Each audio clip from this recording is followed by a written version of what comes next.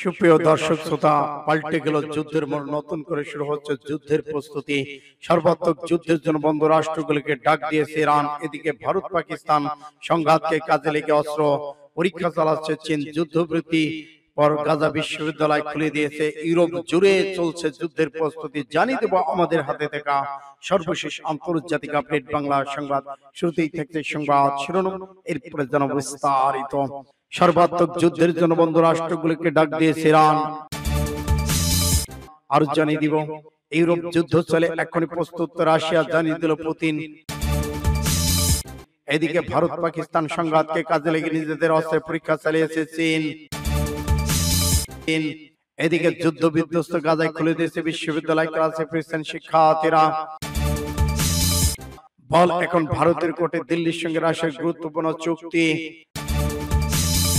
Iran থেকে প্রযুক্তি, আমেরিকার ড্রোন তৈরি, ট্রাম্পের অপমানের উপর ক্ষুব্ধ সোমালিয়ার জনগণ। কাঠগড়ায় নেতানিয়াহু মিলল না কথা বলার অনুমতি।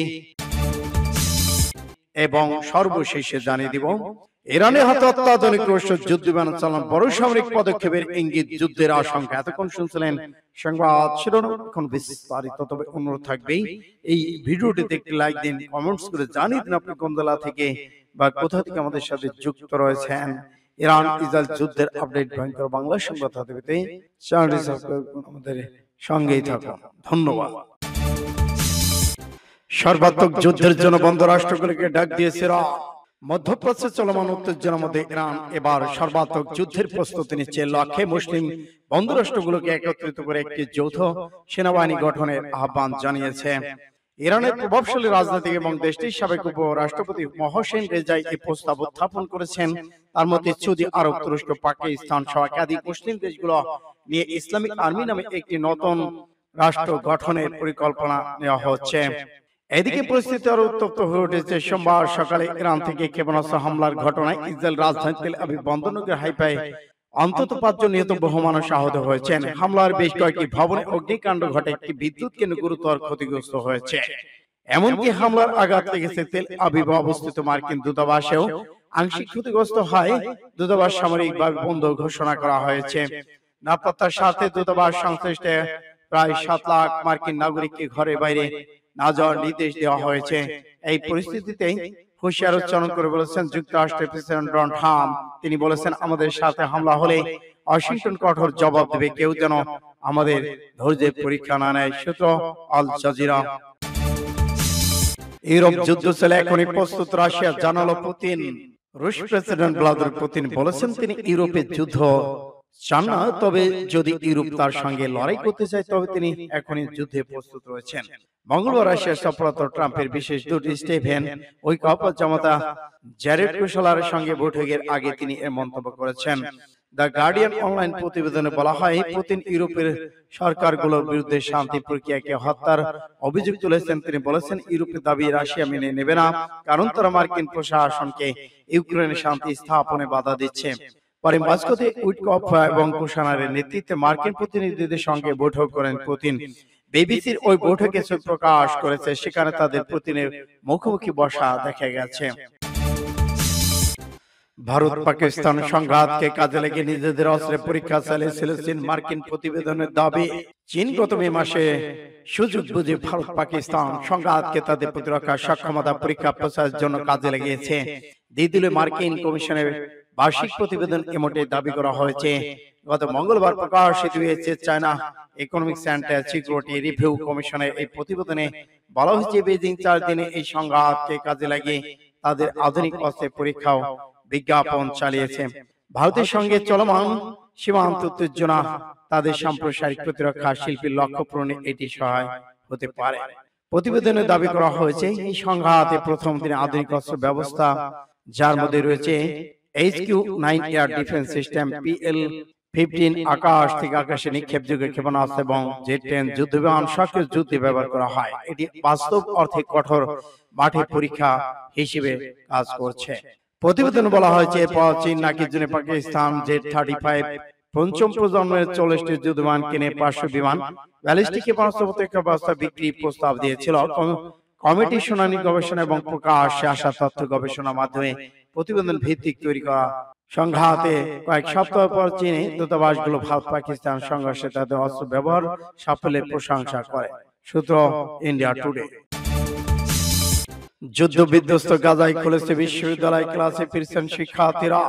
ফিলিস্তিনে গাজার যুদ্ধ বিরতি চলছে, দু এক জায়গায় ইসরায়েলি হামলা চলেও অবরুদ্ধ উপত্যকাটি আগের মতো নির্বিচার হামলা ব্যাপক হত্যাযজ্ঞ এখন আর নেই। এরই মধ্যে গুরুত্বপূর্ণ একটি উদ্যোগ নিয়েছে ইসলামিক ইউনিভার্সিটি অফ গাজা। সরাসরি ক্লাস শুরু করেছে শিক্ষা প্রতিষ্ঠানটি।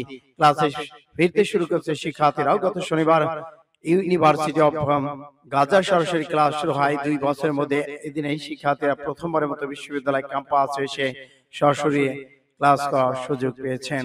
2 বছর আগে বিশ্ববিদ্যালয়টি ক্যাম্পাসে ইসরায়েলি হামলার ঘটনা ঘটে, বন্ধ করে দেওয়া হয় বিদ্যুৎ সংযোগ। আর ইসরায়েলি বাহিনী নির্বিচার হামলার মুখে বাস্তুচ্যুত হন শিক্ষক শিক্ষার্থীদের অনেকেই।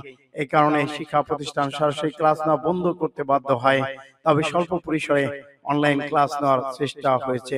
সূত্র ফাস্ট টুডে। দিল্লির সঙ্গে রাশিয়ার গুরুত্বপূর্ণ চুক্তি বল এখন ভারতের কোর্টে। রাশিয়ার প্রেসিডেন্ট ভ্লাদিমির পুতিন দুদিনে সফর করেছে ভারতে যাচ্ছেন। এর আগে রাশিয়া পার্লামেন্টে ভারতের সঙ্গে গুরুত্বপূর্ণ এক সামরিক চুক্তির অনুমোদন দিয়েছিল। এই চুক্তির অনুযায়ী দুটি দেশের সামরিক বাহিনী একে অপরকে লজিস্টিক সাপোর্ট দিবে এবং একটা দেশের বাহিনীর উপর দেশে গিয়ে সামরিক পরিকাঠামো ব্যবহার করতে পারবে। ভারতের প্রধানমন্ত্রী নরেন্দ্র মোদীর আহ্বানে 23তম ভারত রাশিয়া বার্ষিক শীর্ষ সম্মেলনে যোগ দিয়েছেন। বৃহস্পতিবার দিল্লি যাচ্ছেন পুতিন। এই সফরে সামরিক, বাণিজ্যিক এবং খনিজ তেলের বিষয়ে আলোচনা হতে পারে বলে মনে করা হচ্ছে। এছাড়াও পুতিনের সফর শুরুর ঠিক আগেই তার মুখপাত্র দিমিত্রি পেসকভ বলেছেন, দ্বিপাক্ষিক সহযোগিতার ক্ষেত্রে রাশিয়া কতটা সহযোগিতার হাত বাড়িয়ে দিয়েছে তা। ইরান থেকে প্রযুক্তি নিয়ে আমেরিকার ড্রোন তৈরি, ট্রাম্পের অপমানের উপর ক্ষুব্ধ সোমালি জনগণ। মার্কিন সেনাবাহিনী পশ্চিম এশিয়ার আক্রমণাত্মক ড্রোনের প্রথম স্কোয়াড্রন গঠন করেছে, তবে ড্রোনগুলোর নকশা প্রযুক্তি সরাসরি ইরান থেকে নেওয়া হয়েছে। পশ্চিম এশিয়া, মধ্য এশিয়া এবং পূর্ব আফ্রিকা অঞ্চলের সন্ত্রাসবাদ বিরোধী অভিযানের জন্য দায়ী মার্কিন কেন্দ্রীয় কমান্ডো বা সেন্টকম নামে পরিচিত একটি বিবৃতিতে ঘোষণা করেছে, যা তাদের প্রথম কার্যকরী সামরিক ইউনিটে স্করপিয়ন স্ট্রাইক ফোর্স চালু করেছে। ফাস্ট টুডে অনুসারে বিবৃতি অনুসারে অপারেশনাল ইউনিট লোকস্ট অ্যাডভান্স কমব্যাট অ্যালার্ট সিস্টেম লোকাস নামে পরিচিত আত্মঘাতী ড্রোন দিয়ে সজ্জিত, যা ইরানি শাহেদ 136 ড্রোন অনুলিপি। সূত্র ফাস্ট টুডে। কাঠগড়ায় নেতানিয়াহু মিলল না কথা বলার অনুমতি।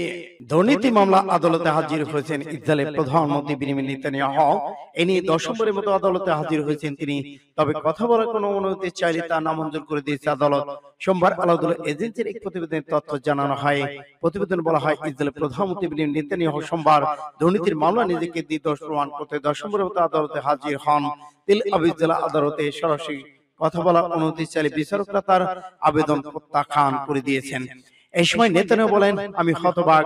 2024 10 ডিসেম্বর থেকে দুর্নীতি মামলার শুনানি পুনরায় শুরু হওয়ার পর এটি তার 10ম আদালতে উপস্থিত। গত ডিসেম্বর পোস্টেজ অবসন্ন অস্ত্রোপচারের কারণে মামলা শুনানি স্থগিত করা হয়েছিল।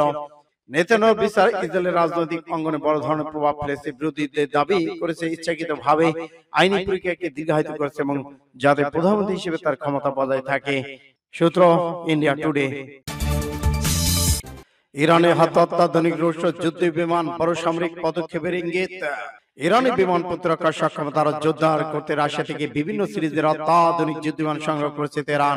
এরই অংশ হিসেবে রাশিয়া তৈরি মিগ 29 যুদ্ধ বিমান ইরানে পৌঁছাতে বলে নিশ্চিত করেছেন দেশটির পার্লামেন্টের জাতীয় নিরাপত্তা ও বৈশ্বিক নীতি কমিটির সদস্য আবুল ফাজল জোহরেবান্দ। মঙ্গলবার ইরানি সংবাদ মাধ্যম দিদান এর বরাতে রুশ বার্তা সংস্থা টাস খবর প্রকাশ করেছেন। জোহরান্দ জানান, নতুন এসব যুদ্ধ বিমান বর্তমানে ইরানের সিরাজ ঘাটিকা অবস্থান করছেন। তিনি মিগ 29 কে স্বল্পমেয়াদী সমাধান হিসেবে উল্লেখ করে বলেছেন, তেহরান বর্তমান রাশিয়ার আরো উন্নত Su-35 যুদ্ধ বিমান পাওয়ার অপেক্ষায় রয়েছেন। ইরানের সামরিক আধুনিকীকরণের অংশ হিসেবে যুদ্ধ বিমান নয়, দেশটি রাশিয়ার S-400 চীনের HQ-9 আকাশ প্রতিরক্ষা ব্যবস্থা সংগ্রহের প্রক্রিয়া শুরু করেছে বলে জানান তিনি। এইসব বিষয় যাবতীয় তৎপরতা প্রক্রিয়াধীন রয়েছে বলেও জানান জোহরা বান্দো। সূত্র পাস টুডে।